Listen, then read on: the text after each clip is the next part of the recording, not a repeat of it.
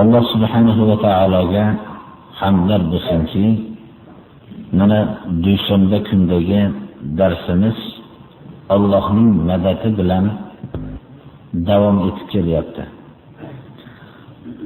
Darsimizning asosiy mavzusi tavhid asosiga qurilgan bo'ldi. Tavhid haqida darsimizda ishtirok etgan kishilar, shu darsimizdan foydalanayotgan kishilar o'zlariga yarasha ma'lumotga ega bo'ldilar deb gumon qilamiz. Shu tavhid islomning asosi ekanligiga, agar tavhiddan chetlangan holatda har qancha amal bo'lsa ham bu amalning e'tibori yo'q ekanligiga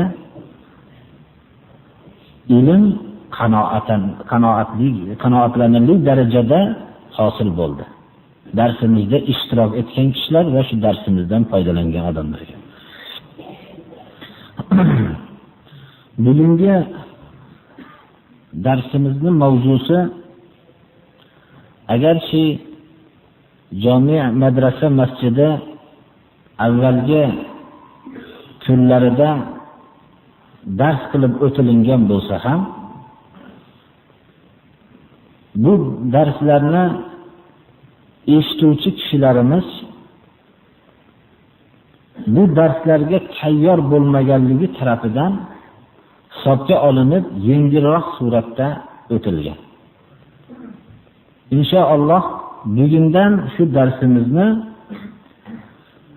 kengroq suratda, mana bu dushanba kungi darsni foydalangan kishilar o'ziga xos islom haqida ma'lumotga ega bo'lganliklarini hisobga olib, shu dars mavzusini gunoh kabiralar darsini kengroq suratda inshaalloh o'rganamiz. Bu darsni mavzusini bugundan boshlanishligi o'z-o'zidan bo'lgani yo'q. Ko'pchilik shu darsni talab qilishganligi, ba'zilar bo'lsa o'zimdan yozma ravishda shuni olib foydalansak degan narsalarni ko'p talab qilishligi natijasida shu darsning mavzusini bugundan inshaalloh necha kun davom etsa, shuni Allohning madadi bilan davom ettiramiz. Undan tashqari ikkinchi, bu darsning mavzusini bugundan boshlashligimizga sabab gunoh kabiralardan saqlanishlik mo'min odam uchun eng muhim ish bo'lmoqligi kerak. Chunki yaxshi amal qilishlikdan ilgari gunoh kabiralardan, ya'ni katta gunohlardan saqlanmasa, misoli shunga o'xshaydiki, bir odam mutlaqo yuvinmasdan turib, badani badbo'y, kir bo'la turib, yangi libos kiyganiga o'xshaydi. Shuning uchun ham avval gunoh kabiralardan tozalanmaslik, bu tozalanmasdan turib boshqa amallarning qilishlikka harakat qilishligi uning hayotida bir muvozanatsiz bir holatni paydo qiladi. Rasululloh sallallohu alayhi va sallam ashoblarni gunoh kabiralardan tozalanishlikka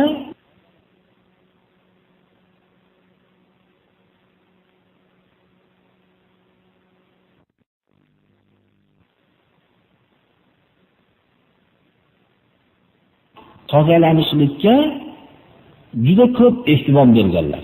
Inshaalloh darsimizning davom etgan kunlarida bu ehtimomni biz Qur'oni Karim qanchalik ehtimom berganligi va hadisi shariflar qanchalik ehtimom berganligini inshaalloh darsni o'rganuvchi kishilarimizga aniq bir ma'lum bo'lishligi mumkin. Gunoh kabiralar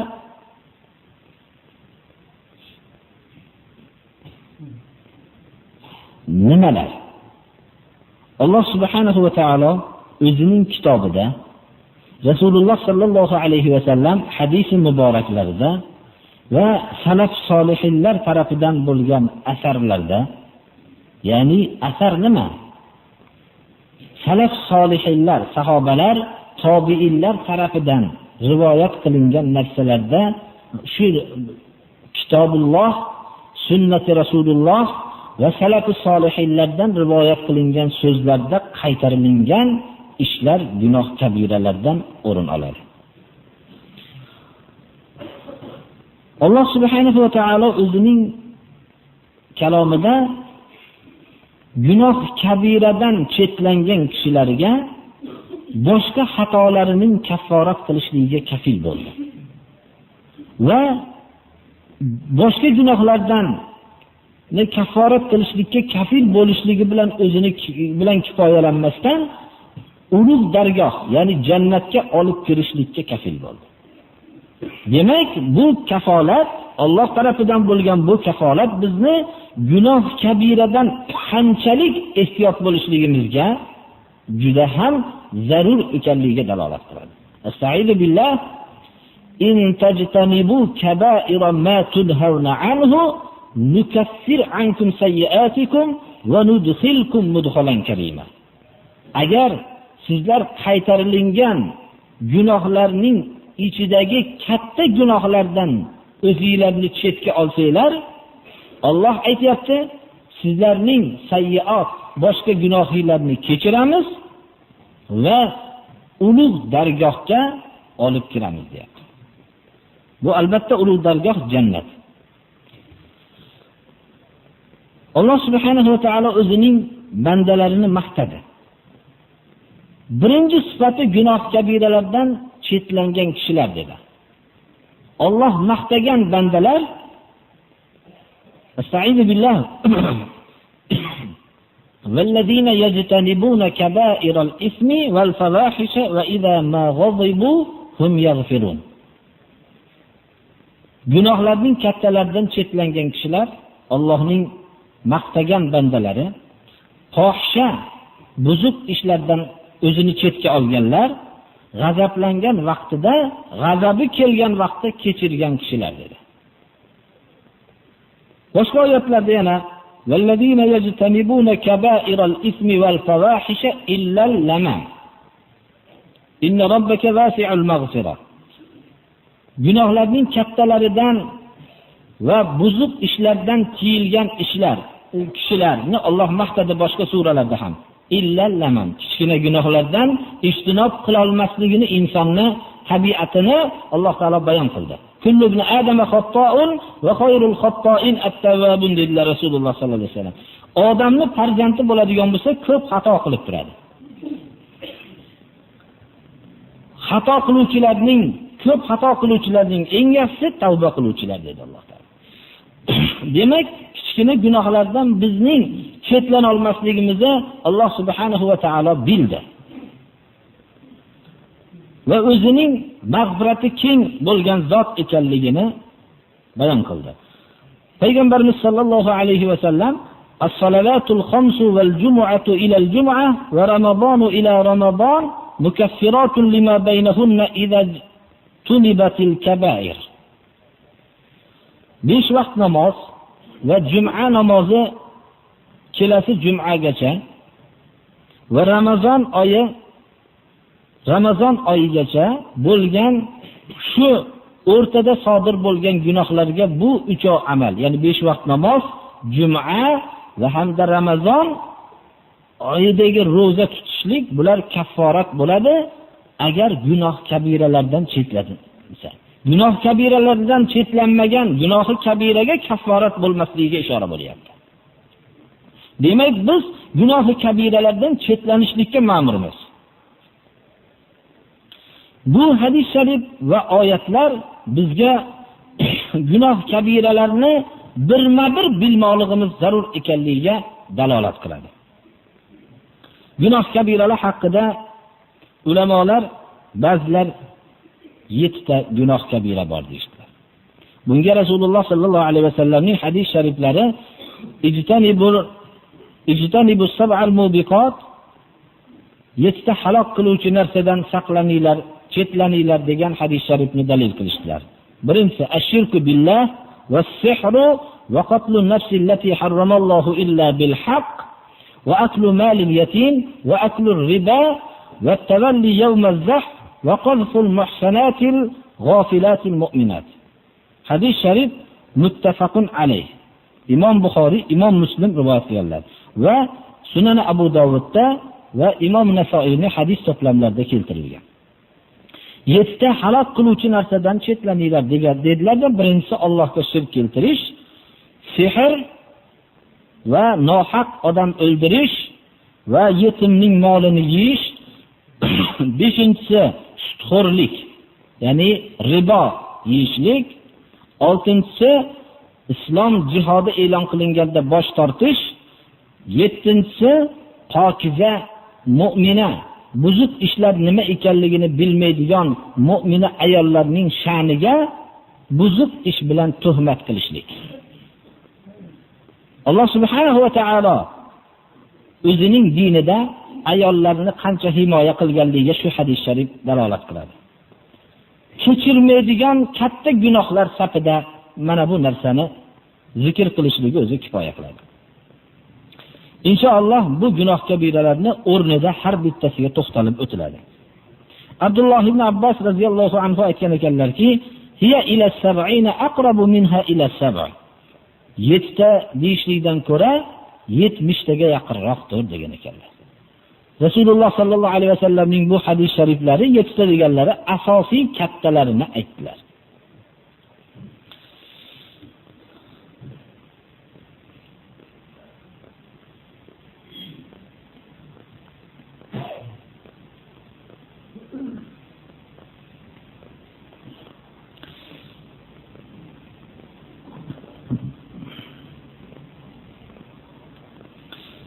Gunoh kabiralar odatda Rasululloh sallallohu alayhi va sallam tarafidan va'id bo'lgan so'zlar, dunyoda had uriladigan jazolari bo'lgan gunohlar va egasiga, qiluvchisiga la'nat e'lon qilingan gunohlar bu gunoh kabiralar jumlasidan hisoblanadi. Ba'zi gunoh kabiralar ba'zilaridan kattaroq ekanligiga payg'ambarimiz sollallohu alayhi va sallamdan rivoyat qilingan hadis sharif dalolat qiladiki, Allohga shirk keltirishlikni gunohi kabiralarning ichidagi eng kattasi dedilar. Demak, gunoh kabiralarning ichida kattaroq va undan ko'ra kichikroq, o'zi lekin gunohi kabira bo'lsa ham, katta gunoh bo'lsa ham, boshqa gunoh shirkka nisbatan kichikroq bo'lgan gunohlar bor ekan. Chunki shirkni Alloh subhanahu va taolo kechirmaydi. Innalloha la yaghfiru an yushraka bihi va yaghfiru ma duna zalika liman yasha. Alloh subhanahu va taolo shirkdan boshqa gunohni xohlasa kechiradi, ammo shirkni hech qachon kechirmaydi. Birinchi gunoh kabira demak Allohga shirk keltirishlik. Allohga shirk keltirishlik, Allohga o'xshash narsani qilishda va Allohdan boshqaga ibodat qilish. Xoh bu narsa tosh bo'lsin, xoh daraxt bo'lsin, xoh oftob, xoh oy, xoh payg'ambar, xoh shayx, xoh yulduz, xoh farishta, xoh boshqa narsalar bo'lsin. Tog'lar, buloqlar va hokazo bo'lsin. Qaysi Allohdan boshqaga ibodatni burish shirkdir. Biz shu narsani bilmoqligimiz kerak. Shirk eng katta zulmdir. Inna shirka la zulmun azim. Alloh subhanahu va taolo Allohga sharik qilgan odamga jannatni harom qildi. Innahu man yushrik billahi faqad harramallohu alayhi al-jannata va ma'wahu an-nar. Bu haqda oyatlar juda ko'pdir. Shuni bilamizki, Allohga shirk keltirib, mushrik bo'lgan holatda o'lsa, jahannam ahlidan ekanligida shak shubha yo'q. Uning gunohi kechirilmaydi, abadiy jahannamda qoladi. Shu ham qat'iyki, Allohga bir kishi iymon keltirsa, mu'min bo'lib o'tsa dunyodan, shirk keltirmagan holatda bu jannat ahli ekanligida ham shak shubha yo'q. Agarchi gunohlariga yarasha kuyib bo'lsa ham jahannamda, jannat ahlidan bo'lishligida shak shubha yo'q. Rasululloh sallallohu alayhi va sallam mana dalil aytdilarki, ala unabbiukum bi akbaril kaba'ir, gunohlarning kattalarini kattasini bilan sizlarni xabardor qilaymi dedilar. 3 bor aytdilar shu so'zni. Ashoblar aytdilarki, bala ya Rasululloh, albatta bizlarni xabardor qiling deydilar. Aytdilarki, al-ishroku billah, Allohga shirk keltirish va uququl validayn, ota-onaga osiy bo'lish dedilar. Va kana muttakian, shu so'zni aytganlarda yonboshlab turgandilar. Fajalasa, to'satdan o'tirdilar-da, faqala ala va qawlu zur, ala va shahadatu zur, yolg'on so'z, yolg'on guvohlik berish deb takrorlardilar-da, hatto bas qilsalar bo'lardi dedik. Rasululloh sollallohu alayhi vasallamning so'zlariga mushtaq bo'lgan sahobalar endi bas qilsalar bo'lardilar deydigan darajada ko'p takror qildilar. Chunki birovningga yolg'on guvohlik berishlik bilan birov qatl qilinishligi mumkin, yoki birov o'zi mahbus bo'lib, mazlum bo'lib qolib ketishligi ham mumkin.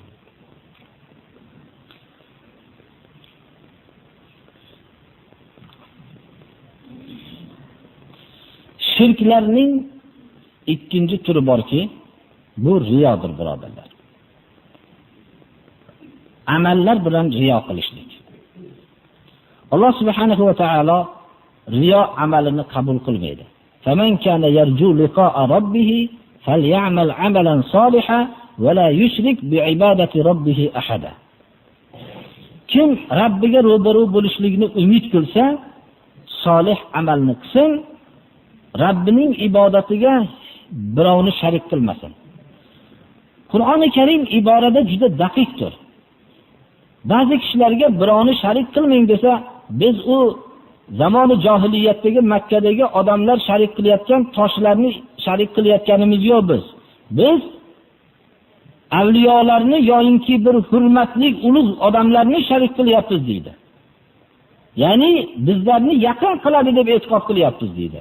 Qur'oni Karim wala yushrik bi'ibadati rabbih ahada, hech kimni deyapti.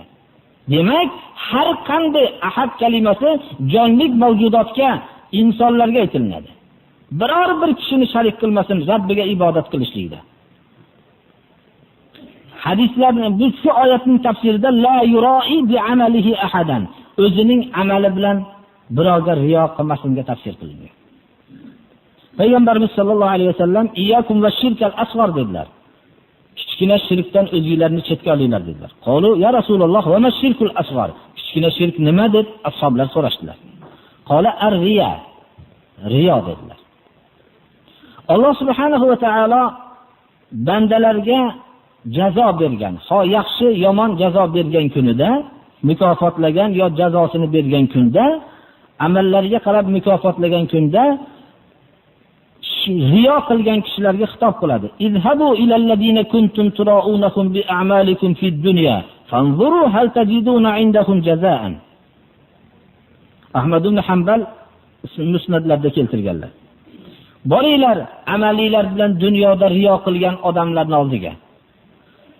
Shularning oldida o'sha qilgan amaliylarga mukofot bormikin qaranglarchi deydi Alloh taolo.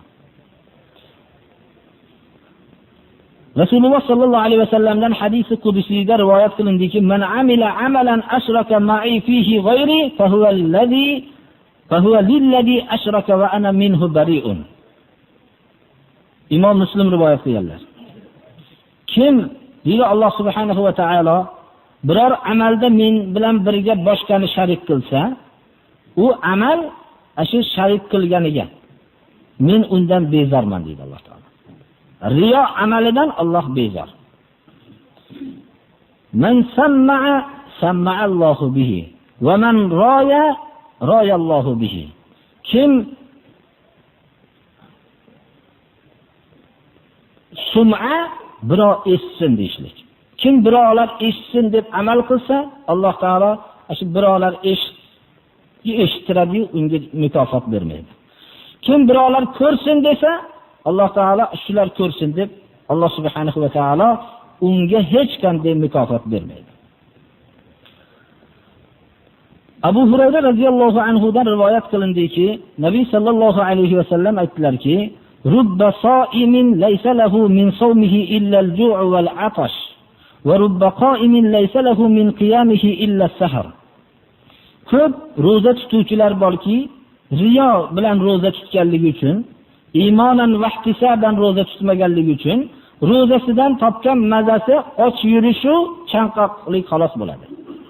Ajr bo'lmaydi. Ko'p bedor bo'lib ibodat qiluvchilar borki, ularning bedorligidan uyqusizlik topgan mazasi shu bo'ladi xolos. Ularga ajr bo'lmaydi riyo qilganligi uchun. Rasululloh sallallohu alayhi va sallam mana bu riyoga qattiq bir zarba berdilar. Ba'zilar hadis deyshadlar, ammo Ibn Hajar Asqaloniy o'zlarining kitoblarining zavojirlar keltirilgan bobida bu hukamolarni, hakim odamlarning so'zi deyilgan hadis demaganlar. Riyo uchun amal qilayotgan odamning misoli, birovlar eshitsin deb amal qilayotgan odamning misoli xuddi bir mablag' soladigan bir idishi borda, odatda shuni odamlar ko'rganda mablag' ichida deb o'ylaydigan kis arab tilida. Katmoni borda shuni ichiga mayda toshlardan savagan. Ko'tarib bozorga kirib ketayotgan odamga o'xshaydi. Riyokor odamning misoli xuddi shunga o'xshaydi. Uni ko'tarib ketayotganligini odamlar juda katta mablag' bilan kirib ketyapti bozordan, nihoyatda ko'p narsa sotib olishga qodir odam ekan deb hamma gapiradi. Chunki u ko'targan mablag' solingan odatda idishda ko'p mol bilan ketyapti bozordan, ko'p narsa sotib olishga qodir deydi. Lekin uning topgan mazasi shu odamlarning gapidan boshqa maza topa olmaydi. Uni ichini ochganda bozorda biror unga shu toshni bering, shunga o'xshagan sal hamma bitta kattaroq tosh bering, shuni hammasiga desa ham tosh bermaydi unga. Hali bir narsa berishlik yo'lda tursin. Xuddi misoli shunga o'xshaydiki, odamlar, ba'zi kishilar shuncha juda bu ajoyib bir amallik odam, bu shunday ishlar qilayotgan odam degan odamlar borki, ular oxirat bozoriga ketayotganda ko'p darajati baland bo'lsa kerak deb yuraveradi, borganda ichidan mayda tosh chiqadi xolos birodarlar. Biror narsa unga berilmaydi. Riyokor odamning amali topgan mazasi odamlarning so'zi bo'ladi xolos.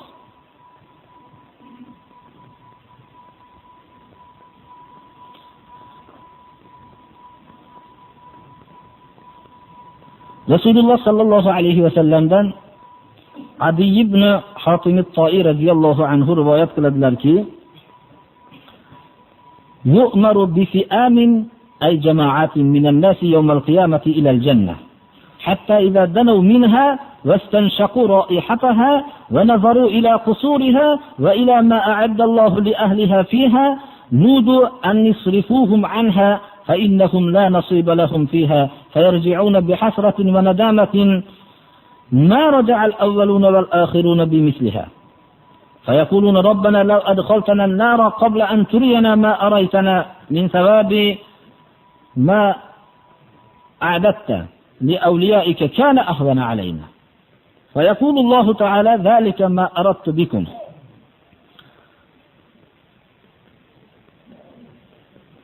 رسول الله صلى الله عليه وسلم aytdilarki, bir necha jamoalarga qiyomat kuni jannatga tarafga yurishlikka buyuriladi. Ular jannatga yaqin kelishganda, jannatning hidi burunlariga urganda, ular jannatning qasrlarini uzoqdan ko'rishganda va Alloh subhanahu va taolo jannat ahliga hozirlab qo'ygan mukofotlarni ko'rishganda, ularga nido qilinadiki, bularni buringlar degan xitob bo'ladi.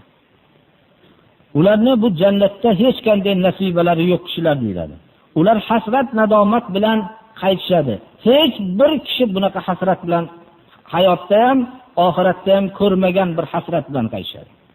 Shunda ular o'zi jahannamiy odamlar bo'ladi. Ular aytishadiki, o'tga bizlar shu jannatni ko'rmasdan kirib ketganimizda yaxshi bo'lardi. Bunchalik azob tortmasdik deydi. Haqiqatda ham bir yaxshilikni ko'rib turib, u nasib bo'lmasdan yomonlikka kirishlik, u mutlaq yomonlikni o'ziga kirishlikdan ko'ra qattiqroqdir. Shunda bular hayotdagi hadisning mazmuni shuki, qilgan riyolariga ular ham katta amallarni qilyapti degan so'zlarni mukofotiga shu katta joylarni, katta rohat joylarni ko'zlari bilan ko'rib, ammo haqiqatda azobga kirishliklari mana bu Alloh subhanahu va taologa qalblardan hech narsa bermaganligiga dalolat qiladigan hadis qudusiydir. Odamlardan haybatlandinglar-u, mendan haybatlanmadinglar deydi Alloh subhanahu va taolo. Odamlarni ulug'ladinglar-u, meni ulug'lamadinglar deydi. Rasululloh sallallohu alayhi va sallamning oldiga bir kishi kelib so'radilarda, "Man najot? Najot nimada?" dedilar. Payg'ambarimiz sallallohu alayhi va sallam, "Alla tuxodi'alloha." Allohni aldayman deb harakat qilmasliging dedilar. Shunda kayfa yuxoda'ulloh? Allohni qanday odam aldashga harakat qiladi? Qanday Allohni aldayman deydi biroq? Deganlarda aytdilarki, "An ta'mala amalan amarakallohu va rasuluhu bihi va turidu bihi ghayra wajhillah. Wattaqir riya fa innahu ash-shirkul asghar wa innal mura'i yunada alayhi yawm al-qiyamati ala ru'usi al-khalaiq bi arba'ati asma. Ya mura'i, ya ghadir, ya fajir, ya khasir. Dhalla 'amaluk wa batala ajruk. Fala ajra laka 'indana. Idhhab fakhudh ajraka mimman kunta ta'malu lahu ya mukhadi'."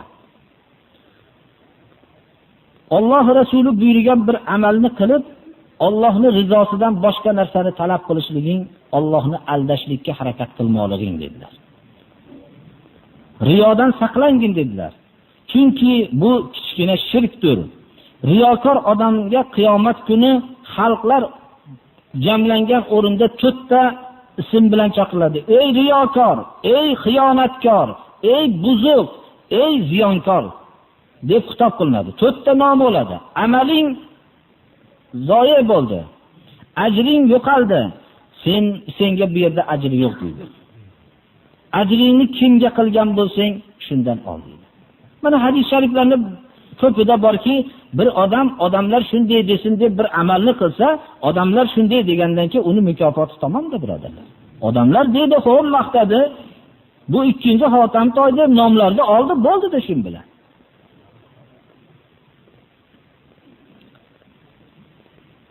Ba'zi hakim odamlardan so'raldiki, muxlis odam kim? Amalini xolis qiluvchi odam kim deyilganda javob bergan ekanlarki, allazi yaktumu hasanatihi kama yaktumu sayyiatihi. Xatolarini qanday bekitsa, yaxshiliklarini shunday bekitgan odam haqiqiy muxlis odam degan ekanlar. Amalini xolis qilyapman deb da'vo qilsa, o'zicha shunday bo'ladi. Fuzayl ibn Iyod radhiyallohu anhu bu kishi Harunur Rashid davrida o'tgan ulug' kishilardan hisoblanadi. Bu kishidan so'ralgan ekan. Shu riyo nima deganda, ixlos nima, shirk nima degan savol qilganda bir ajib javob bergan ekanlar. Tarkul amali li ajli an-nas riya'un degan ekanlar. Odamlar uchun odatda qilib yurgan amalini tark qilishlik riyo degan ekanlar. Odatda bir amalni qilib yuradi. Odamlar nima der ekan shuni qilsam deb fikr bilan shu amalni qilmay qo'yishlik riyo degan ekanlar. Odamlar ko'rsin deb odamlar uchun amal qilishlik shirk degan ekanlar. Ixlos bo'lsa Alloh subhanahu va taolo ikkovidan ham seni salomat qoldirishligi. Ya'ni odamlar uchun odatda qilib yurgan amalni qilaverishlik va odamlar uchun biror bir amal qilmaslik, mana bu ixlos degan ekanlar. Alloh subhanahu va taoloning rahmati bo'lsin Fuzayl ibn Iyozga. Bir ajib bir sharh qilganlar. Biz birodarlar riyo degan narsani u kishi shirk deyaptilar. Ba'zi vaqtda inson o'zining yaxshi bir amali bor, 3-4 ta odamni deb turib shu amalni qilmaydi. Mana bu riyo degan ekanlar. Odatda qilib yurgan amalini qilaversin.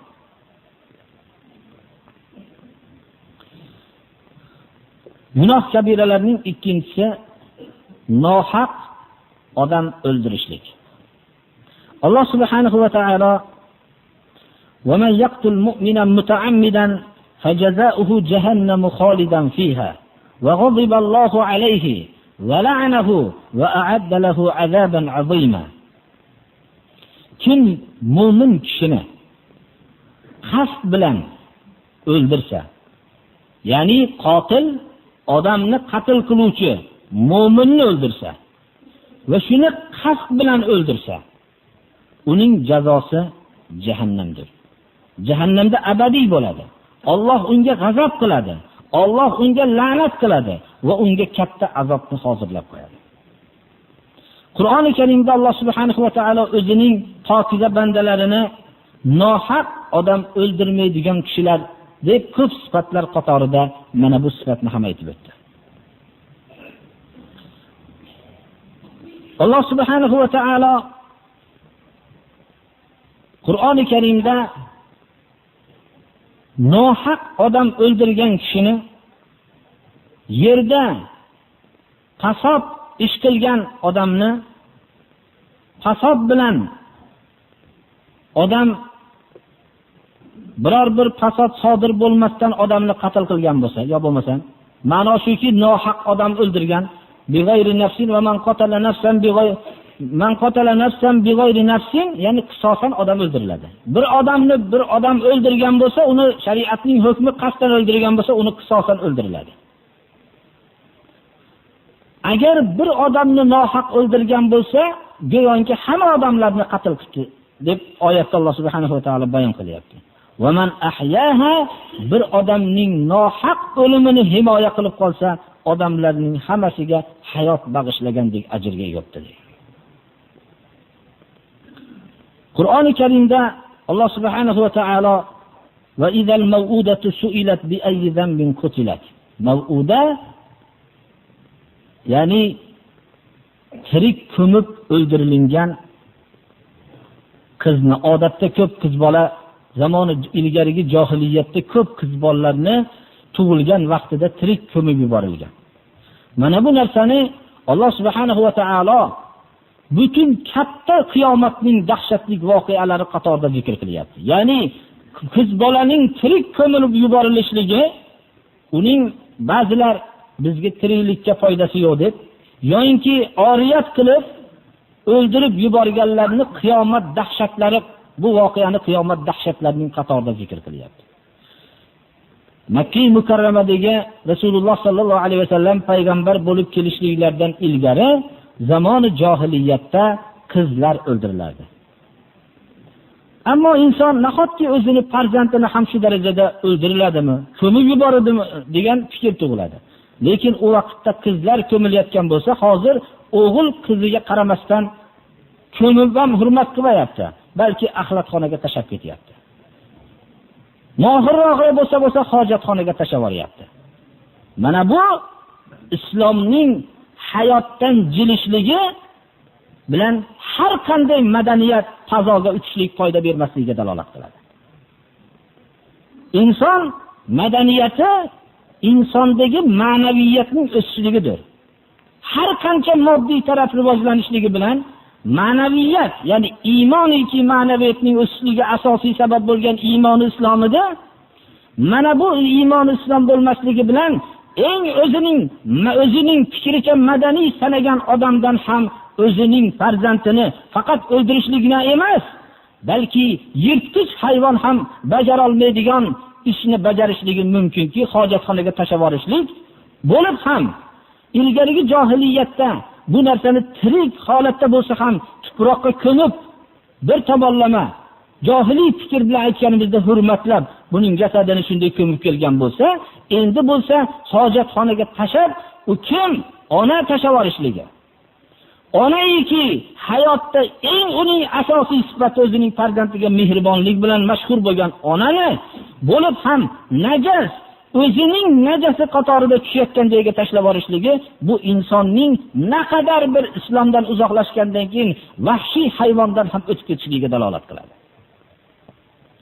Mana bu voqeani Alloh subhanahu va taolo islom kelib qizlarni tirik ko'milishligini qiyomatning qattiq dahshati qatorida, bu dahshatli voqea yer kurrasining hammasini alangaga kirib, tamomiy suvlarning yonib ketishligi qatorida zikr qilinishligi islom qanchalik tug'ilgan bolaga ota-onasidan ham mehribon bo'lganligini Alloh subhanahu va taolo mana bu mehrni o'zining islomini jo'natishligi bilan va Rasululloh sallallohu alayhi vasallamni butun olamga rahmat qilib jo'natganligiga dalolat qiladi.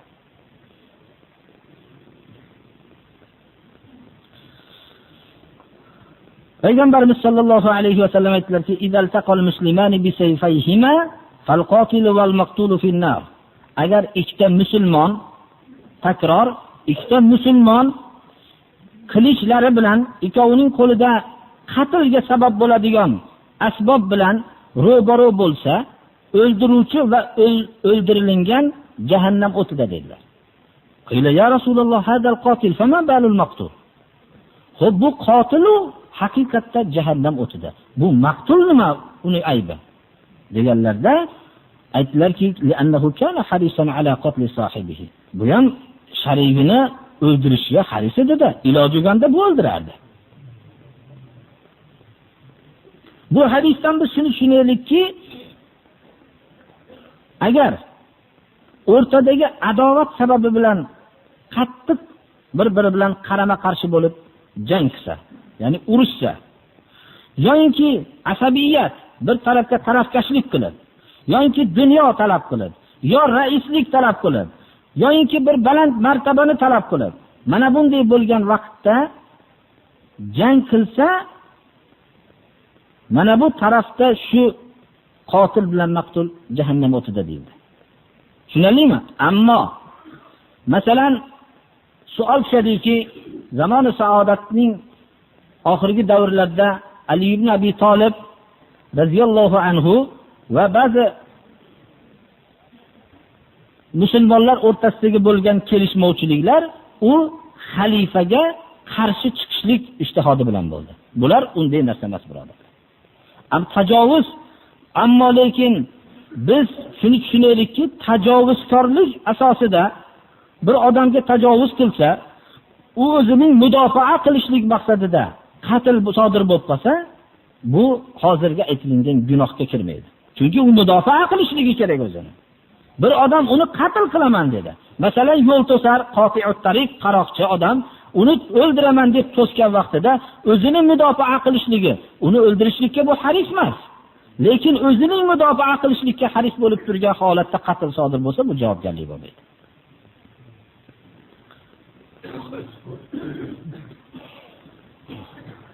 Chunki u yo'l to'sar, o'zi tiyilishligi bilan bu o'zini yo'lida ravona bo'laveradi. Uni hech qanday qatl qilishlikka haris bo'lmaydi. Rasululloh sallallohu alayhi va sallam islom ummatiga nasihat qildilar: "La tarji'u ba'di kuffaran yadribu ba'dukum riqaba ba'din." Mendan keyin bir-birlaringlarni bo'yninglarga qilich bilan uradigan kofir bo'lib qaytib ketmanglar dedilar. Rasululloh sallallohu alayhi va sallamdan boshqa hadis muboraklarda: "La yazalul abdu fi fushatin min dinihi ma lam yusib daman haroman." Banda o'zining dinidan juda erkinlik, kenglikda davom etadi, modomiki bir harom qonga qo'l uzatmagan bo'lsa deydi. Ya'ni birovni nohaq qonini to'kmagan bo'lsa, dinidan erkinlikda davom etib boraveradi dedilar. Payg'ambarimiz sollallohu alayhi va sallam ba'zi hadislarida avvalu ma yuqza baynan nasi yawmal qiyamati fi dima, umum bashariyat o'rtasida birinchi hukm qilinadigan narsa qonlar haqida bo'ladi. Nohaq to'kilgan qonlar masalasi birinchi hal qilinadi.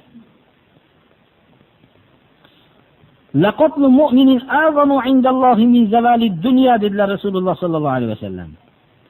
Bir mu'minni qatl qilinishligi Allohning huzurida dunyoni yo'qib ketganidan ko'ra kattaroq gunoh turadi dedi.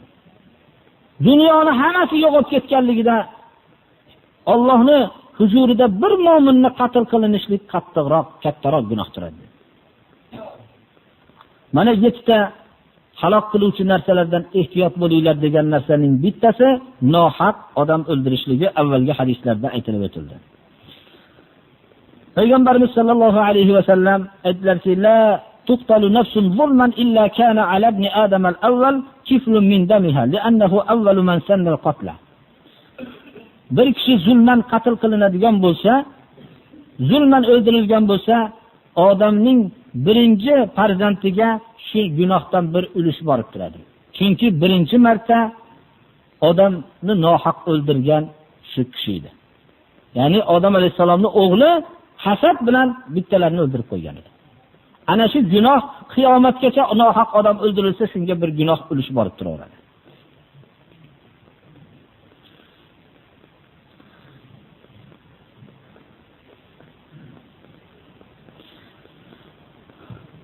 Rasululloh sallallohu alayhi va sallam aytdilarki: "Ala man qatala nafsan mu'ahidatan laha zimmatullohi va zimmatu rasulihi faqad akhara zimmatallohi."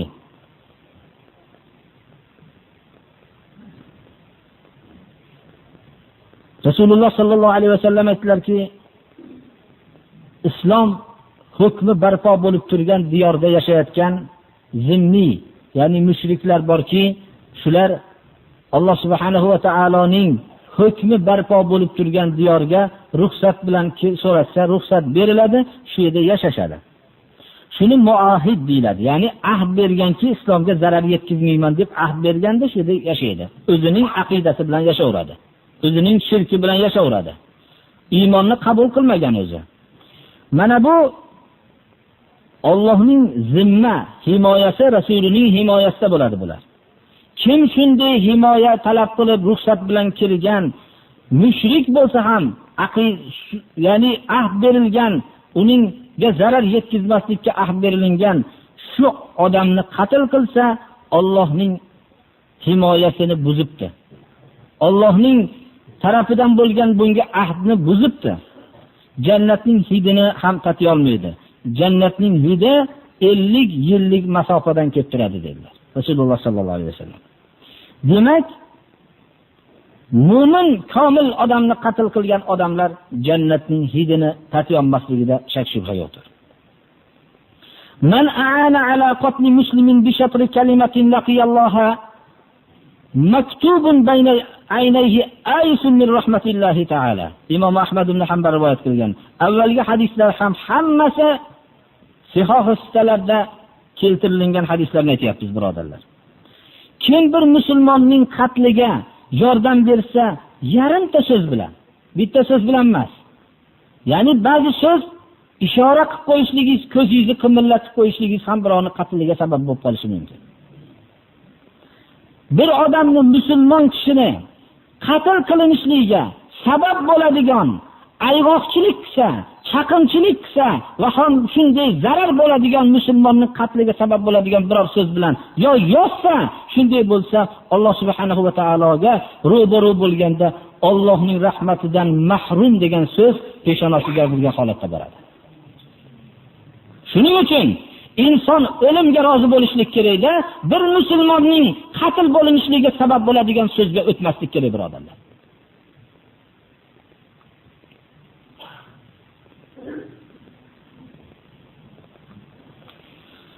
Uchinchi gunoh kabiralardan sehrdir. Sehr bilan shug'ullangan odam kofir bo'lishligida shak shubha yo'q. Qur'oni Karimda "Walakinna shayatin kafaru yuallimuna an-nasa as-sihr." Shaytonlar kofir bo'lishdi, uning sababi odamlarga sehr o'rgatgan edi. Shayton mal'unning odamlarga sehr o'rgatishlikdagi maqsadi o'zi bilan jahannamda birga bo'lishligi uchungina o'rgatishlik rag'bati bo'lgan xolos. Hozirgi vaqtda mana sehr jumlalariga nimalar kirayotganligini ba'zi bayonlardan o'zingizlar bilib olasizlar.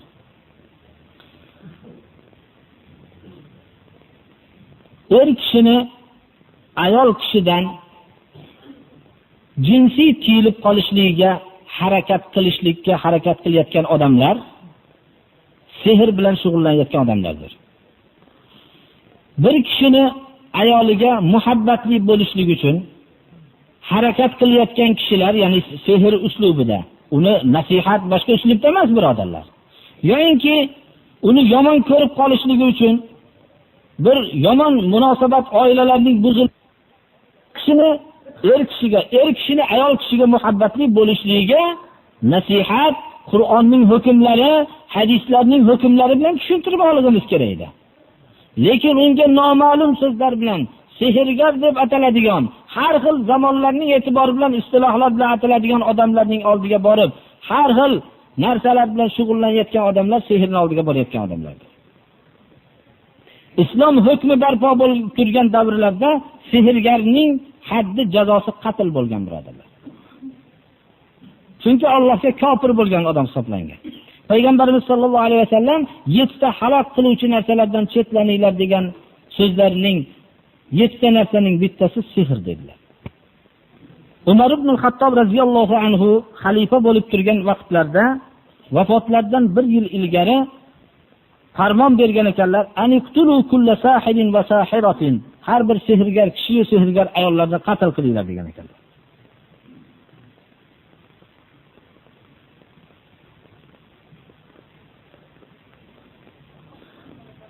Alloh azza va jalla mana hadis qudusiyda shunday dediki: "La ilaha illa ana." Men yakka ma'budman dedi Alloh taolo. "Laysa minni man sahar wala man suhira lahu." Sehr qilgan odamlar mening rahmatimga hech qanday aloqasi yo'q. Rahmatimdan judo bo'lganlar dedi. Va sehrlangan odamlar ham, sehrni talab qilib borgan odamlar ham mening rahmatimga hech qanday aloqasi yo'q dedi. Wala man takahhana wala man takahhana lahu wa tukuhina lahu wala man tatayyara wala man tatayyara lahu. Folbinlik qilganlar, folbinlarning oldiga borib folbinlik qildirilganlarning ham rahmatimga aloqasi yo'q dedi Alloh taolo. Tatayyur sumlanganlar ham. Ali ibn Abi Talib radhiyallohu anhu dan rivoyat qilingan hadis sharifda Payg'ambarimiz sollallohu alayhi vasallam aytdilarki: "Salasatun la yadkhulunal janna." 3 toifa jannatga kirmaydi dedilar. Mudminu khamrin, nukkasidan ketib mast qiluvchi ichimlikni ichib yurgan, to'xtamasdan ichadigan, bu jannatga kirmaydi dedilar. Qati'ur rahmin, Alloh aloqa qilishlikka buyurgan qarindoshlardan aloqasini uzgan ham jannatga kirmaydi dedilar. Va musaddiqun bis-sihr, sehrni tasdiqlab yurgan odamlar ham jannatga kirmaydi dedilar. Ahmad ibn Hanbal o'zlarining musnadlarida zikr qilganlar. Abdulloh ibn Mas'ud radhiyallohu anhu dan hadisul marfuda rivoyat qilinadiki: "Ar-ruqa wat-tamaimu wat-tiwalatu shirkun." Ruqya duoxonlik, tamoim, ya'ni ruqya duoxonlikni noma'lum narsalar bilan duoxonlik qilish. Kitob-u sunnatdagi ma'sur duolar bilan duo o'qishlik emas. Duoxonlikni kasb qilib noma'lum narsalar bilan, xususan bo'lib ham umrida mustahab qilmagan odamlar hozir duoxon bo'lib ketgan birodarlar. Tamoim, tumorlar va tivala shirk dedilar. Shunda tivala nima deb so'rashganlarda Abdulloh ibn Mas'ud radhiyallohu anhu javob bergan ekanlarki, ayol kishini erga yaxshi ko'rsatishlik uchun qilinadigan amallar tivala degan ekanlar. Shirk degan ekanlar. Tamoim nima? Tumorlar. Biz ko'proq shuni eslatib qo'ymoqchimiz.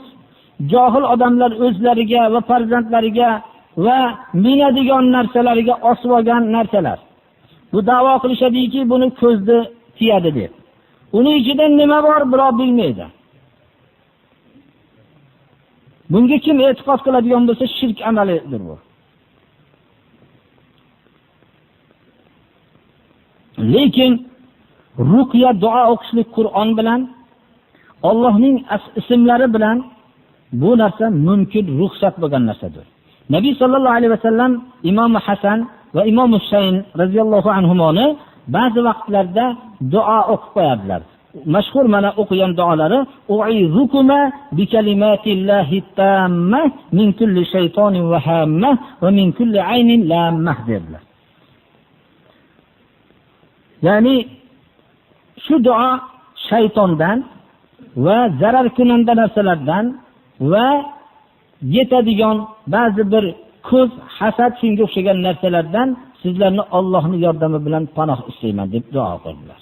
Mana bu narsalar ma'sur duolar bilan va Qur'oni Karimda kelgan duolar va Qur'onning o'zi bilan va Allohning ismlari bilan duo o'qishlik bu muboh, ya'ni ruxsatdir.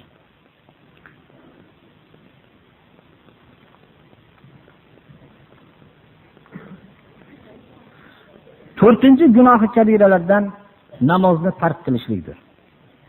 Alloh subhanahu va taolo Qur'oni Karimda o'zining marhamat qilgan bandalarni zikr qilgandan keyin ulardan kelgan qoldiqlarning yomon qoldiqlarini zikr qilganda ularning birinchi sifatini namozni zoyi qilganlar bo'lar deb zikr qildi. فَخَلَفَ مِنْ بَعْدِهِمْ خَلْفٌ أَضَاعُوا الصَّلَاةَ وَاتَّبَعُوا الشَّهَوَاتِ فَسَوْفَ يَلْقَوْنَ غَيًّا إِلَّا مَنْ تَابَ وَآمَنَ وَعَمِلَ صَالِحًا. Bu yaxshi mening bandalarimdan keyin deydi Alloh taolo, bir qoldiqlar keldiki, ular namozni zoyi qilgan va shahovatlarga ergashgan kishilar. Bular noto'g'ri yo'lga, zalolatga ro'baro bo'lishadi. Magar tavba qilib, iymon keltirib, amali solih qilganlar bular mustasnodir deb Alloh subhanahu va taolo yomon kimsalarning sifatlarini birinchisida namozni zoyi qilganlar dedi. Namozni o'qimaganlar emas, namozni zoyi qilganlar. Abdulloh ibn Abbos shu oyatning tafsirida aytgan ekanlarki, "Laysa ma'na aba'uha tarakuha bil kulliya, walakin akharuha an awqatiha." Zoya qilishgan deganning ma'nosi butunlay tark qilishdi degani emas, balki vaqtidan kechiktirishdi deganlar. Said ibn Musayyab tobiinlarning imomi aytgan ekanlarki, "Va huwa alla yusalli az-zuhra hatta ya'ti al-asr, va la yusalli al-asra ila al-maghrib, va la yusalli al-maghrib ila al-isha, va la yusalli al-isha ila al-fajr, va la yusalli al-fajr ila tulu'i ash-shams. Faman mata wa huwa musirrun ala hadhihi al-hala wa lam yatub wa'adahu Allah bighayyin wa huwa wadin fi jahannama ba'idun qa'ruhu khabisun ta'muhu." Said ibn Musayyab tobiinlarning imomi bo'lgan bu kishi rahimahulloh aytadilarki, bu zoya qilishning ma'nosi nima? Peshinda o'qimaydi-da, to asr bo'lguncha o'qimay turaveradi. Asrni o'qimaydi to shom bo'lguncha. Shomni o'qimaydi to xufton bo'lguncha. Xuftonni o'qimaydi to ertalabki namozgacha. Ertalabki namozda ham kun chiqishini qarab turaveradi. Shungacha ta'xir qilaveradi. Kim shu holatda, shu amalida davom etgan holatda o'lib ketsa, tavba qilmasa, Alloh taolo g'ay bilan qo'rqitdi. G'ay nima? G'ayda aytgan ekanlarki, jahannamdagi bir chuqurligi nihoyatda chuqur bo'lgan vodiy degan ekanlar. U yerdagi bo'y nihoyatda badbo'y bo'lgan joydir degan ekan.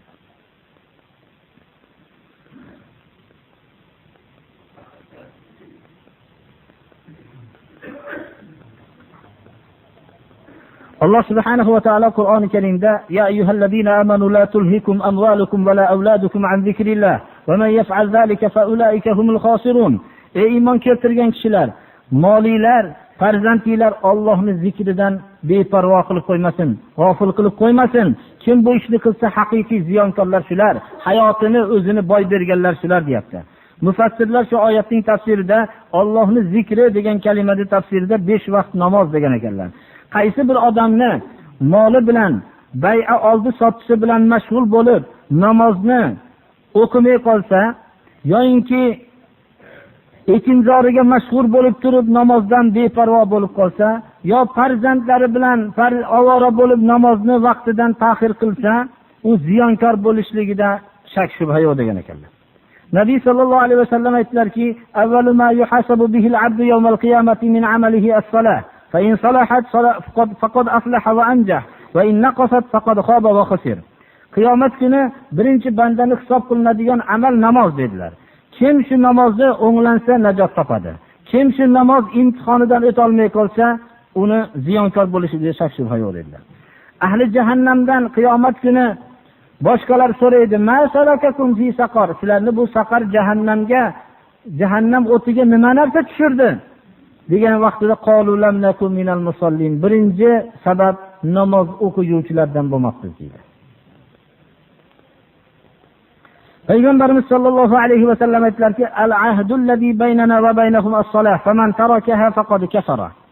Biz bilan g'ayri dinlarning o'rtasidagi farq, belgi namoz dedilar. Kim namozni tark qilsa, kufr dedilar. Baynal abdi va baynal kufri tarkus salah, bu ham shu mazmundagi hadis, ikki hadis sahih hadislardan. Imom Buxoriyning rivoyatlarida Rasululloh sallallohu alayhi vasallam aytdilarki, man fatathu salatul asri habita amaluhu. Kim asr namozi birovdan fot bo'lsa, qilgan amallari habata bo'ladi dedi.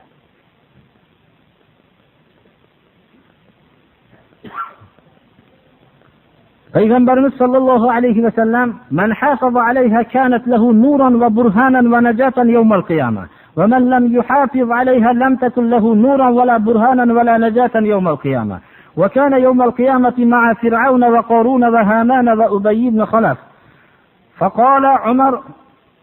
وقال عمر رضي الله عنه أما إنه لا حظ لأحد في الإسلام أضاع الصلاة. Kim namozni muhofaza qilib rioya qilsa, namoz unga nur, hujjat va qiyomat kuni najot bo'ladi dedilar. Kim namozni rioya qilmasa, u namoz unga nur ham bo'lmaydi, hujjat ham bo'lmaydi, najot ham bo'lmaydi dedilar. Qiyomat kuni Fir'aun bilan, Qorun bilan, Haman bilan, Ubay ibn Khalaf eng katta mushriklar bilan birga bo'ladi dedilar. Ba'zi ulamolar shu hadisning sharhida namozni tark qiluvchi odam shu to'rovi bilan bo'ladi deganligini ma'nosi, namozdan moli sababli, mulki yo vazirligi yoki savdosi sababli mashg'ul bo'ladi odam. Agar moli sababli mashg'ul bo'lib namoz o'qimay qo'ysa, Qorun moliga faxrlangan Qorun bilan birga bo'ladi. Mulkiga aldanib namozni tark qilsa, Fir'aun bashariyat tarixidagi eng katta zolim bilan birga bo'ladi. O'zini vazirligi, amaliga aldanib namozni tark qilgan bo'lsa, Haman bilan bo'ladi. Haman Fir'aunning vaziri edi. Shu martaba amaliga aldanib namozni tark qilgan, shunaqa Allohning ibodatini tark qilganlar bilan birga bo'ladi. Tijoratiga mashg'ul bo'lsa, Ubay ibn Khalafki Makkadagi eng katta savdogar bo'lgan, kofirlarning savdogari bo'lgan. Mana shu bilan birga bo'ladi. Umar ibn Xattob radhiyallohu anhu aytgan ekanlarki, mana bu o'qilgan so'zda namozni zoya qilgan odamning islomda ulushi yo'q degan ekanlar.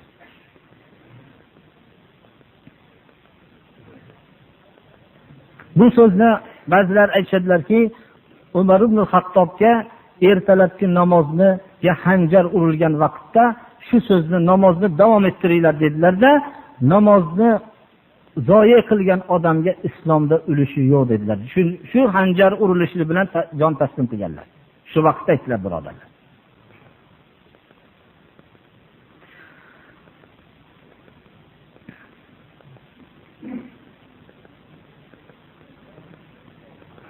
Shirkdan keyingi eng katta gunoh namozni vaqtidan ta'xir qilishlik birodarlar. Shuning uchun bilib qo'ymoqligimiz kerak. Ayyub Saxtiyoniy aytgan ekanlar, shunga o'xshagan so'zni, shu so'zni, ya'ni namozni tark qilgan odam iymonda bo'lmaydi degan so'zni aytgan ekanlar. Avn ibn Abdullah aytgan ekanlarki, innal abda idza udkhila qabrahu su'ila anis salati awwala shay'in yus'alu anhu. Qabrga kirishligi bilan birinchi namozidan so'raladi. Agar namozi to'g'ri bo'lib o'tsa, undan keyingi amallarini tekshiriladi. Agar namoz o'tmasa, undan keyin amaliga qaralmaydi.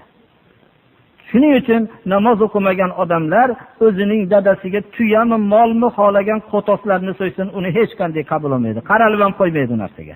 Xotirjam bo'lsin ular.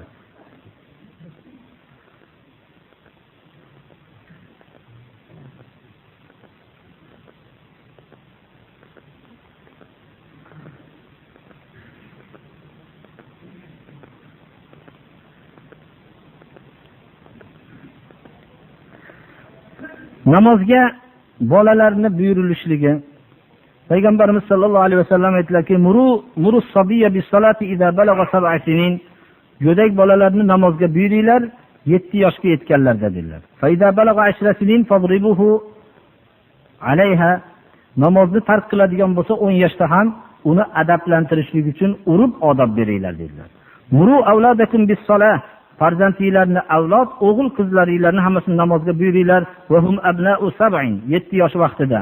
Va dribuhum alayha va hum abna'u 10. 10 ga kirgan vaqtda qattiq ta'dib berib uringlar dedilar. Va farriqu baynakum fil mabadi'i, o'rtalarini 10 yoshga kirganda o'rindiqlarni alohida qilib qo'yinglar. Tarbiya, ya'ni yotar o'rindiqlarni alohida qilib qo'ymoqligimiz kerak.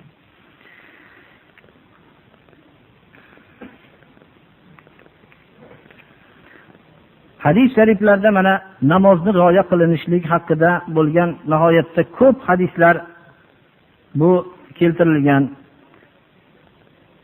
Payg'ambarimiz sollallohu alayhi va sallam ashoblarga aytdilarki, Allohumma la tada' fina shaqiyyan va la mahruman.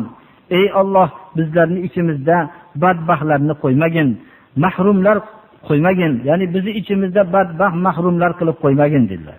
Shunda atadruna manish-shaqiyul mahrum, badbaxt mahrum kim bilasizlarmi dedilar. Qolu man huwa ya Rasululloh, kim deganlarda tarikus solah, namozni tark qiluvchi dedilar.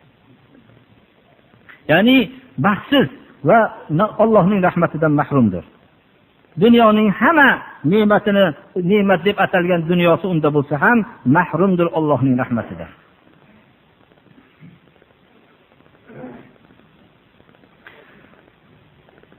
Namozni o'qishlikda birodarlar, sajdalarni komil qilmaslik haqidagi dalolat qiluvchi hadislardan.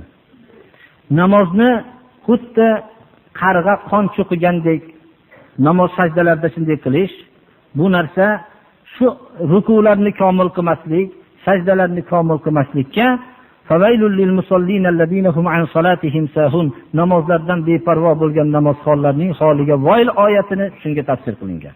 Ruku sujudlarni komil qilmagan namozxonlarning holiga voy bo'lsin degan. Imom Buxoriy va Imom Muslimning jami sahihlarida Abu Hurayra radhiyallohu anhu dan rivoyat qilingan hadis sharifda bir kishi masjidga keldilar. Rasululloh sallallohu alayhi vasallam shu masjidda o'tiruvdilar. U kishi namoz o'qidi. Keyin kelib payg'ambarimiz sallallohu alayhi vasallamga salom berdi. Salomni javobini qaytardilar-da, bor qaytib namozni o'qib olgin, chunki sen namoz o'qiganing yo'q dedilar. Qaytib namoz o'qidi, xuddi avvalgi namozga o'xshagan. Keyin qaytib kelib salom berdi. Payg'ambarimiz sallallohu alayhi vasallam salomga javob qildilar. Keyin yana aytdilarki, borib qaytib namozni qaytarib o'qib ol, namoz o'qiganing yo'q dedilar. Qaytib namoz o'qidi, xuddi avvalgi o'qigandek. Keyin qaytib kelib yana salom berdi. Payg'ambarimiz sallallohu alayhi vasallam salomga javob berdilar. Yana aytdilarki, qaytib namoz o'qigin, namoz o'qiganing yo'q deb 3 marta aytdilar. Shunda uchinchisida sizni haq bilan jo'natgan zotga qasam ichib aytamanki, ya Rasululloh, men bundan boshqa namoz o'qishni bilmayman, o'rgating dedilar. Aytdilarki, namozga tursang takbir aytgin, Allohu akbar deginda, keyin o'zingga muyassar bo'lgan Qur'on tilovat qilgin, ruku qilgin, rukuda juda xotirjam turgin, keyin boshingni ko'targin, keyin tikka turib mu'tadil bo'lib turgin, keyin sajdaga borgin, sajdada ham xotirjam sajda qilgin, keyin sajda ikkita sajdani o'rtasida xotirjam turgin dedilar. Mana bu ta'dilul arkon deyiladi fuqaholarning mas'alasi. Ta'dilul arkon mana shu hadisni hujjat qilib Imom Shofiy rahmatullohi alayh farz deydilar. Agar kimda kim shu ta'dilul arkonni itminon, ya'ni xotirjamlik o'rtada qavmat jalsalarda bo'lmasa, namozi namoz emas, chunki namoz o'qiganing yo'q dedilar payg'ambarimiz sollallohu alayhi vasallam. Namoz shuning uchun farzni bildiradi. Abu Hanifa rahimahulloh aytadilarki, komil namoz o'qiganing yo'q degan ma'noda olib, ya'ni vojib deydilar. Vojib, ya'ni agar tark qilsa gunohkor bo'ladigan. Eng yengil aytilganda gunohkor bo'ladi.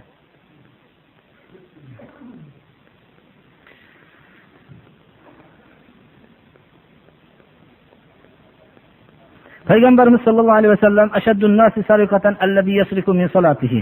Eng katta o'g'ri namozda o'g'risi dedilar. Shunda va kayfa yasriku min salatihi? Namozdan qanaqa qilib o'g'rilik qiladi? La yutimmu ruku'aha va la sujudaha va la qira'ata fiha. Rukuni ham komil qilmaydi, sajdani ham komil qilmaydi, qiroatni ham chala o'qiydi. Komil qilmaydi. Mana bu eng katta o'g'ri dedilar.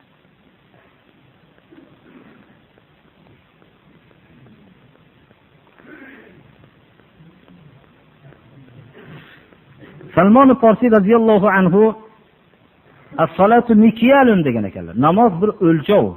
Faman waffa wuffiya lahu. Kim bu o'lchovni komil qilsa, unga ham komil beriladi. Faman taffafa faqad alimtum ma qala Allohu fil mutaffifin. Kim yengil o'lchovni yengil bersa, ibodatni yengil qilsa, mutaffifin yengil beruvchilar haqida nima deganligini, Alloh nima deganligini o'zingizlar bilasizlar. Mana Qur'onda Alloh taolo vayl e'lon qildi. O'lchovda yengil qiluvchilarning holiga voy dedi. Mana bu namozni o'lchovdan yengil o'qishlik holiga voy ekan. Mana bu Salmon Forsiyning tafsirlari. Payg'ambarimiz sollallohu alayhi vasallam bir kishini namoz o'qiyotganligini ko'rdi. Ya'ni rukuni ham komil qilmaydi, sajdani ham komil qilmaydi. Bu Huzayfat ibn al-Yamani radhiyallohu anhu ko'rdilar. Huzayfat ibn al-Yamani aytdilarki, namoz o'qiding. Agar shu namoz o'qishing bilan o'lib ketsang, Muhammad alayhisalomning yo'lidan boshqa yo'lda o'lasan dedilar. Mana bu narsa bilib qo'ymoqligimiz kerak.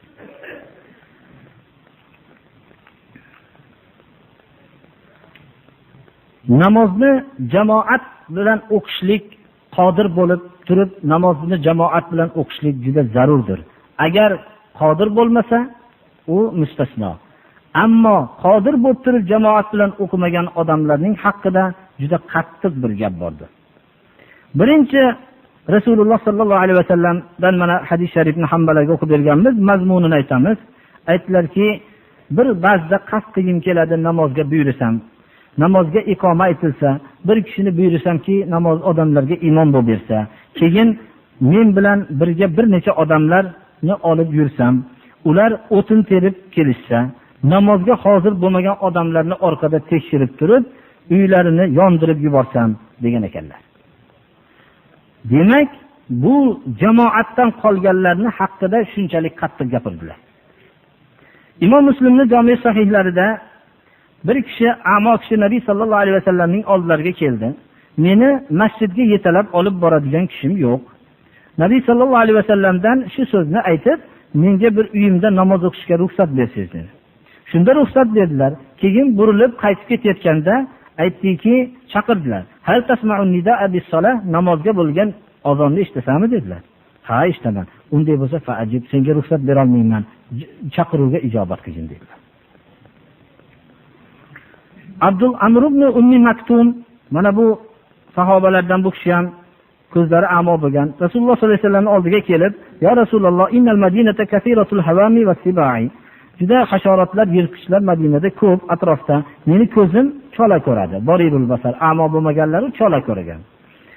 Uyim uzoq, yetalovchim boru hech menga itoat qilavermaydi. Doim yetalab olib borishga malol kelib unamaydi. Menga ruxsat berasizmi uyda o'qishlikka deganlarda, azonni eshitasanmi dedilar. Nidoni eshitasanmi dedilar. Ha deganlarda, unday bo'lsa, sen nidoga ijobat qil, men senga ruxsat topib bera olmayman dedilar.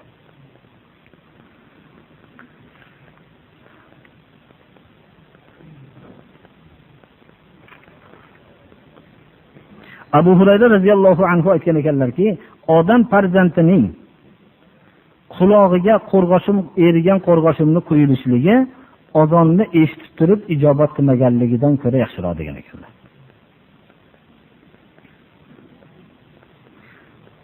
Uzrga qo'rquv va kasallikni uzr deyilgan ekan. Qo'rquv, ya'ni biror bir uni boshiga bir musibat shunaqa tushib qo'rquv bo'lib qolgan.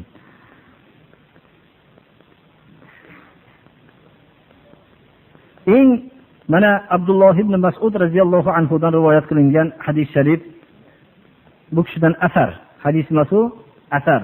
Man sarrahu an yalqallaha ghadan musliman, ya'ni yawmal qiyamah, falyuhafiz ala ha'ula'i salawatil khams haythu yunada bihinna. Kim Allohga musulmon bo'lib ro'baro bo'lishlik uni quvontirsa, bu 5 vaqt namozni rioya qilsin. Fa innalloha shar'a li nabiyyikum sunanal huda.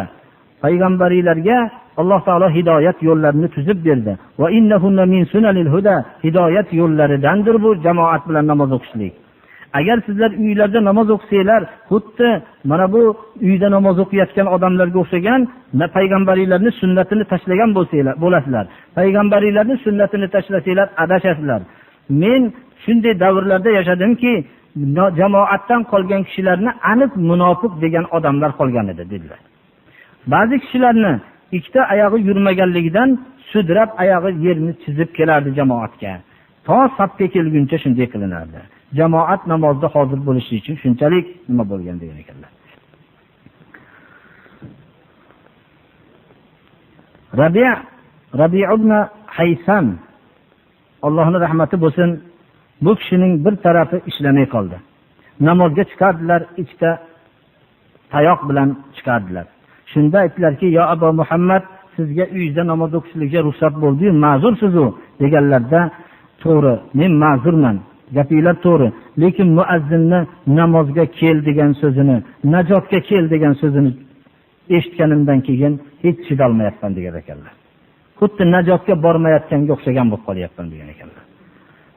Kim ijobat qilishga qodir bo'lsak, sudralib bo'lsa ham shuni habvan, ya'ni sudralib emaklab bo'lsa ham shunga qodir bo'lgan odam qilsin shu ishni degan ekanlar. Hatimul Asam rahmatulloh alayh bu kishi aytadilarki, jamoat namozi bir bor mendan pavt bo'ldi degan ekanlar. Abu Ishoq al-Buxoriy jamoatdan qolganligimni eshitib, menga ta'ziya bildirgani keldi dedilar. Agar mening farzandim o'lganda 10 minglabdan ko'ra ko'p odam kelib ta'ziya bildirardi.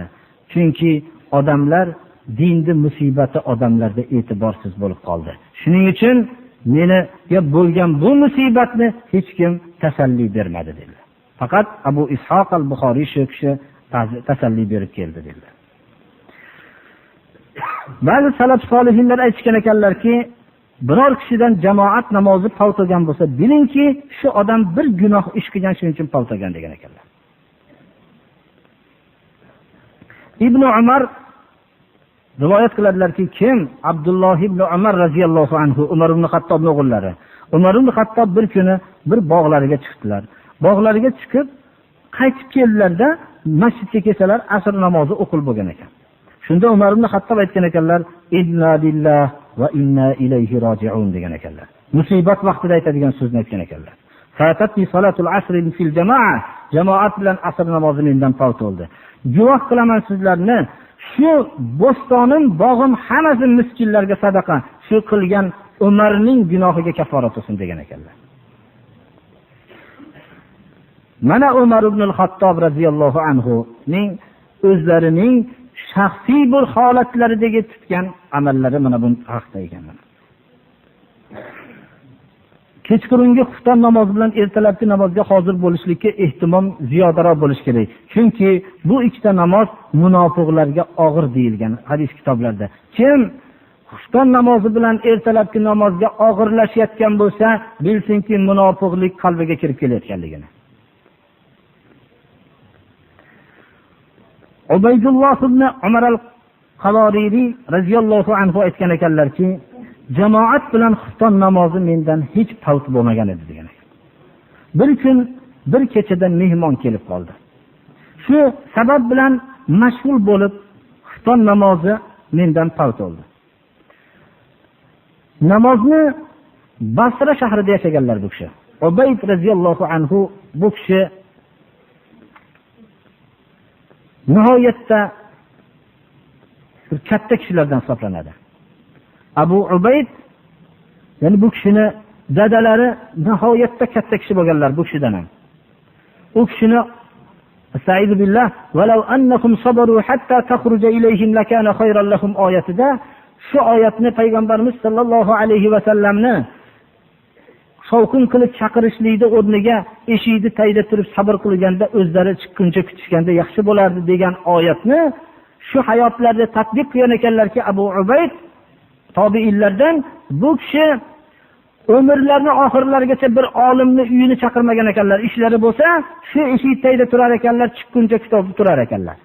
Shuni olimlarga ham tatbiq qilgan ekanlar. Shunday taqvodor kishi bo'lganlar. Bu kishini Abu Ubayd, ya'ni Ubaydulloh bu kishi o'g'illari shu kishini.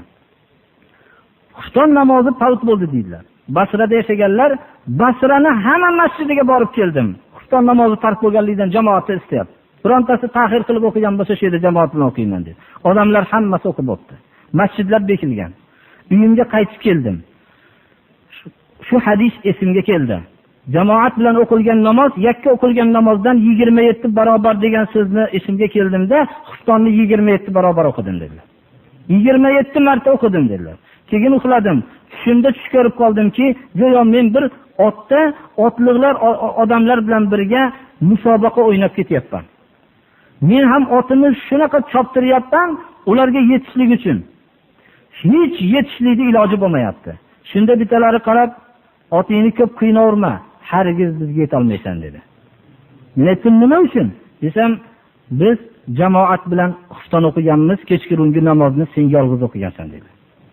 O'ylandim, juda g'amgin bo'lgan holatda uyg'ondim. Hayotlarda bir marta xufton kechqurungi shu isho namozini tark qilgan kishining mana Ubaydulloh ibn Amr Umar al-Qaboriyning so'zlari.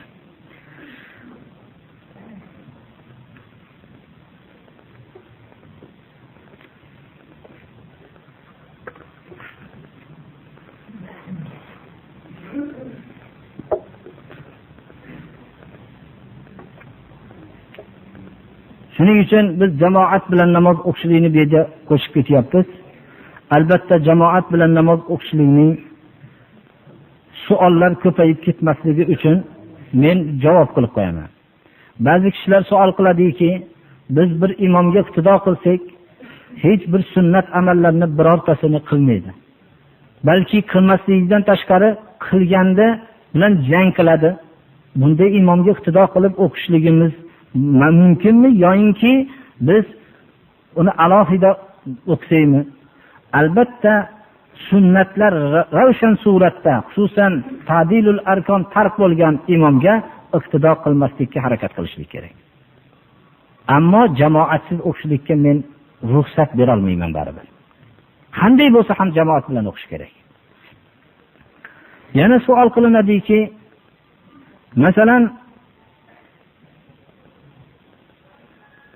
hech qanday bir qiroati yo'q.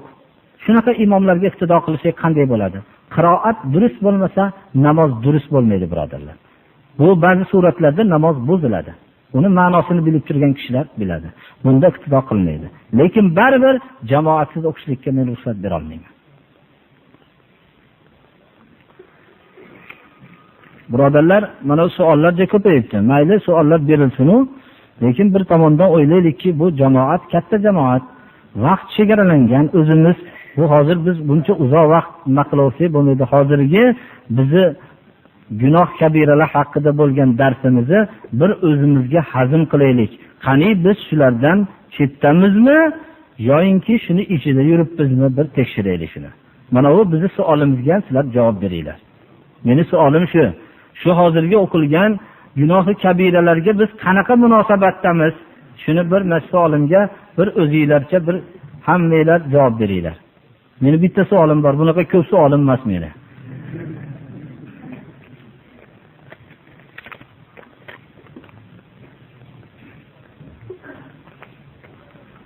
Birodarlar, Rasululloh sallallohu alayhi va sallamning davrlarida men savol berayotgan odamlarni islomni o'rganishlik uchun harakat qilayotganligini qadrlayman.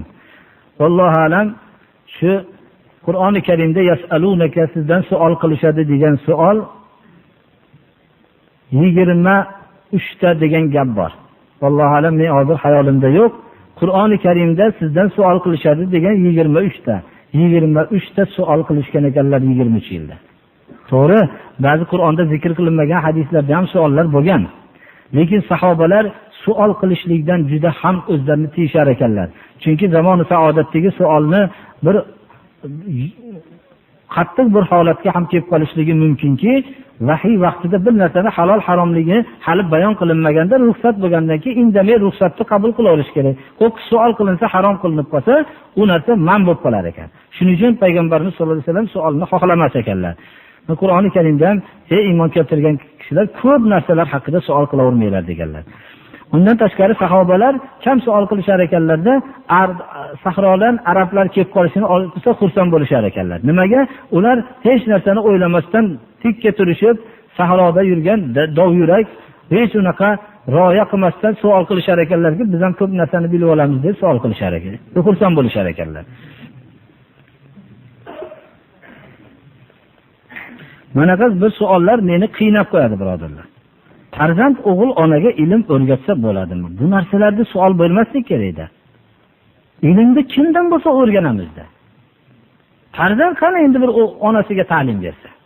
Bularni hamma bilish kerak buni. Taloq haqida ko'p savollar bo'ladi. Bizning shu shariatlarimiz eshitilsinki, shunda taloq haqida sura Baqarani tafsirida juda shu haqda mukammal so'zlarni aytib o'tganmiz.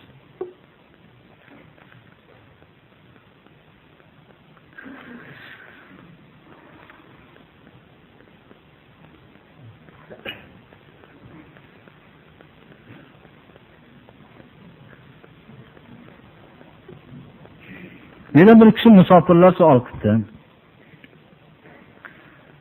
Musofir odam albatta farzlarni, 4 rakatli farzlarni 2 rakat o'qiydi. Agar 2 rakat o'qimasa, osiy bo'ladi, gunohkor bo'ladi. Musofir haqidagi masalalar hammasi aytilingan, birodarlar.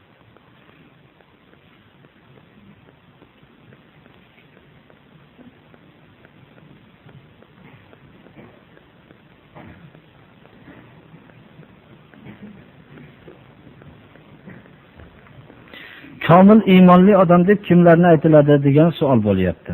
Bir odam iymon bir qalbdagi narsa, buni biz ko'ra olmaymiz. Rasululloh sollallohu alayhi vasallam bir me'yor berdilarki, "Idza ra'aytumul rajula ya'tadul masajida fashhadu lahu bil iymon." Bir odamni masjidga o'zini bog'lab turganligini ko'rsanglar, iymonli kishi ekanligiga guvohlik beringlar dedilar. Va shu iymonning alomatlari amantu billahi va malaikatihi shu kalimalarga iymon keltirganligini o'zini oshkor qilgandan keyin iymonli kishi deymiz. Komil iymon deb iymonni butun tarmoqlarni hammasini bajargan odamni iymoni komil kishilardan deymiz. Bularni hammasini o'qiymiz, birodarlar. O'zi ozgina darsimiz sal cho'zilibroq qoldi. Alloh subhanahu va taolo hammamizni ham hozirgi gunoh kabiralardan Alloh saqlasin, bemorlarga Alloh shifo bersin. Alloh subhanahu va taolo ilm o'qiyotganlarga Alloh ilm bersin. Shu haqda bir narsa aytmoqchimanki, birodarlar, mayli. Alloh taolo dardlarga shifo bersin. Ko'p odamlar qalbida erib, dadalarini, boshqalarni duo qiling deydilar. Biz hamma bemorlarni duo qilaylik. Minbar bir odamni xos duo qiladigan joy emas, birodarlar, bu. Agar shunaqa sahobalarning ichida ham shunaqa xat yozadigan kishi bo'lganlarda payg'ambarimiz sollallohu alayhi vasallam bu ulgutmasdi bu kishini hech qaysi bir haqlarni e'lon qilib 23 yil muddatda hamma narsani, hamma odam o'zini shaxsiy narsasini, biz bemorlarni hammasini duo qilamiz, mo'min kishilarni, masalan ilm o'qiyotganlarni hammasini, shaxsiy narsalar yozilmasin, birodar.